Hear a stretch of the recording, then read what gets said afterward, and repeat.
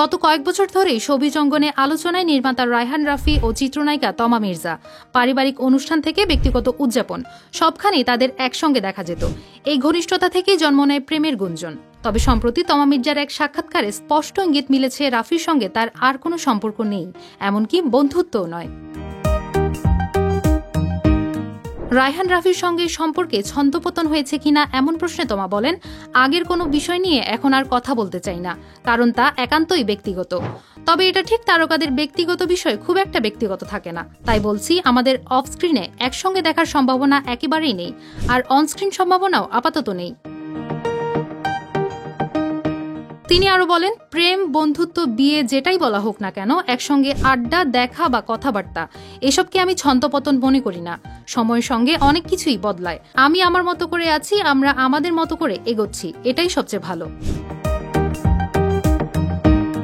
তমা ও রাফির সম্পর্কে শুরু হয়েছিল ওয়েব ফিল্ম খাঁচার ভেতর অচিন পাখিতে কাজ করতে গিয়েই। এরপর 7 নম্বর ফ্লোরে দেখা যায় অভিনেত্রীকে। সেখান থেকে নাকি দুজনের প্রেমের শুরু।